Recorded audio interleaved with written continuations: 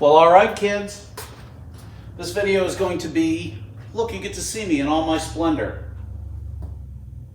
This video is going to be sort of a primer on how to go about assessing a used Promaster.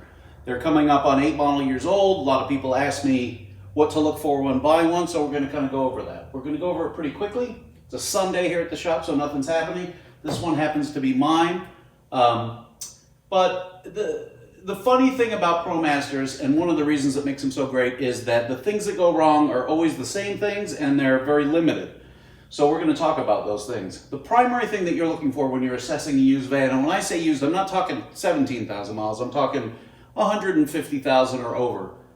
This one is quite low miles. This is only 60,000 miles, but 400,000, 500,000, 600,000 mile Promasters come up, and they're a bargain if you know what you're looking for and you bring it to a schmuck like me to, help you out.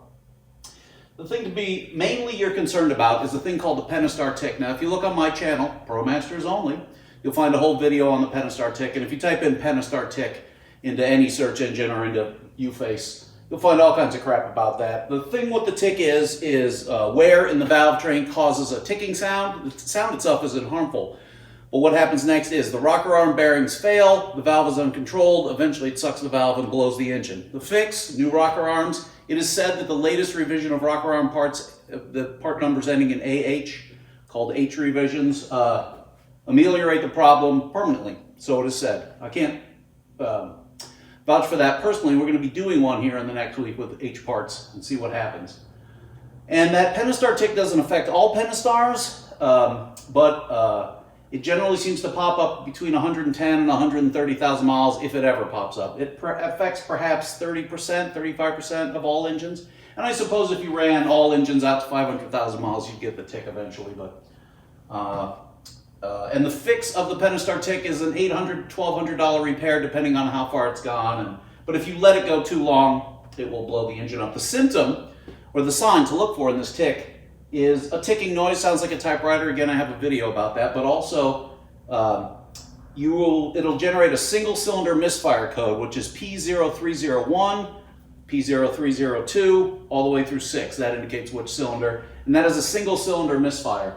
Racha is your OBD2 port. You're going to go on Amazon and buy a thing called an ELM 327 reader, which is a little Bluetooth dongle thing about that big, little Wi-Fi for iPhone and Bluetooth for Android, and that combined with a free or very cheap phone app will allow you to read codes. And of course, you can read codes at any AutoZone or auto parts store. A dealership will make you wait forever. They suck. But if you go to an AutoZone and say, hey, I need to read codes, they'll come out and read the codes for you. That is the single most catastrophic thing to look for. However, if you know that repair is only $800 or you know you're getting it sooner, you can start slicing thousands off the purchase price. Another thing you're going to test when you're assessing a new van is the HVAC controls. Obviously the fan will work, but specifically this is called the mode. It sets where the air comes out. These vans do have a quasi-pattern failure about the little actuator doors that change where the air comes out. So you're going to want to cycle all those positions and make sure they work. If they don't, it's a relatively cheap and easy repair, and you can hammer the guy a lot on it. Pertinent information about buying a used van. $2,500. There is literally, virtually, figuratively, and actually no difference between a $2,500, a $1,500, and a $3,500. Every single part, stem to stern, including the rear springs, identical.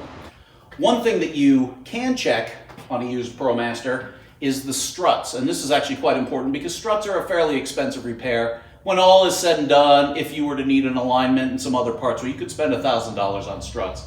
They tend to last 100 to 120,000 miles, kind of depends on how you drive. But the most important thing to know is the way to assess the health of your struts is to start it up, not moving, saw the wheel completely lock to lock, and what you're feeling or listening for is a hitching feeling or a boinging noise, kind of a clunking situation. And if you were to have a helper stand outside you, and put their hand on the coil spring, which is right up under here, you would feel this as it hitches. And what it is a swivel that the ball bearings have gone bad and it's grabbing. The symptom of it as you're driving is what's called memory steer, which means you'll steer, make a hard right turn, and it'll want to continue to go right after you straighten out the wheel. You'll make a hard left turn and it'll want to go left after that. It's called a memory steer. It's taking a set. The struts are, as I say, it's a somewhat expensive repair, but the important thing to remember is the whole front suspension kind of works as a system. So if the struts are bad, they're going to stress the ball joints, which will wear out and get play, and that will in turn wear the tires. But what will happen is you'll go and replace the struts, and if you don't do the other stuff, then your new struts will, the worn ball joints will be revealed even more by the new struts, or, you know, you're chasing parts. So you got to kind of look at the whole thing as a system. Nothing about that is germane to the Promaster. That's every vehicle. But struts are something you can, if you know what to look for, you can definitely assess. And again, slice $1,000 easily off the purchase price of the vehicle. You will find very, very common that the headlights have water in them. The solution to that problem is to simply take off, I've already done it on this, take off one of the rear caps. The vent doesn't work correctly. Some people will drill a hole and let the water escape, but if you have mist or water or steam or whatever in your headlight, just take off one of the caps and it'll evaporate. Another thing, and another thing, and another thing you might be assessing when you're looking at a used Promaster is you're going to want to learn how to check the transmission fluid. There is a fill tube and a place for a dipstick, just like there has been for 100 years. It just has a cap on it that says dealer service only. Take that cap off, stick in any dipstick, and you will find that you can check the fluid level. You're looking for a van hot, meaning full operating temperature. In neutral should be 2 inches on any stick. It can be the oil dipstick, it can be any dipstick. There's a catch in the bottom, it'll bottom out and you won't be able to check it wrong. You're looking for fluid that is fresh red and not burnt smelling or kind of smells like a popcorn or a chemical or an oil, a burnt oil smell. It's usually, bad transmission fluid is usually pretty obvious. That would be a sign that the transmission has been neglected. Again, these transmissions, despite what you've heard, are quite robust. I will be talking about what goes bad in them, which is a thing called the solenoid pack, in another video. But basically, if you find a van with a blown transmission, you might be able to stumble on $6,000 or $7,000 off the purchase price of the thing, because the repair for the solenoid is $500-600, something like that. The only things to inspect under the hood, if you search my other videos here at Promasters Only, soon to be open for your car fixing's pleasure, you'll notice that these coolant bottles suffer from a common crack right here that leaks coolant out, and the whole system is, they are kind of flaky in terms of leaks. Early on in 2014 there was a radiator recall because the radiator seams would leak, and I've had difficulty with, there's a coolant pipe that runs under here that corrodes and one around the back and so on. But basically, if you're looking for leaks and you can't find them, you're to look right here, as I say, see my other videos, and on the hose that's beneath it. Over here on the engine, we need to check this, which is the power steering fluid. The only thing to know about this, they're basically maintenance free, and I haven't had much problem with them. What I have had problem is when this cap gets lost, some schmuck comes here and puts water in it. This happened to me once. I bought a used van that had water, and luckily the water basically floated to the top or coagulated. I was able to get it out and I didn't experience any problems, but that's for your washer squirters. That's your power steering fluid. Oh, they do have a pattern failure with the seals under the oil cooler. There's an oil cooler that lives in the valley of the engine. It's actually technically not a cooler, it's a heater. It's designed to keep your oil warm and at the consistent viscosity. But the rubber seals under it tend to go bad, and it leaks oil in the valley, which rolls out the back of the engine above the transmission bell housing, and then you go to a dealership and they sell you a $1,000 job because they suck. If you were to come to me, we'd fix that for a few $100s. And make some upgrades while we're there, so you don't got to worry about as much. Another thing I would assess on any used van is the smoothness of the slider and the latch. The door system in these is pretty, it's not horrible, but it leaves something to be desired.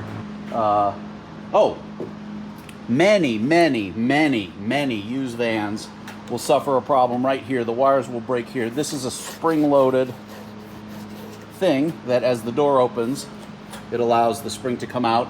This side is for the power lock, and there's a similar arrangement on the other side there, which is for the license plate light.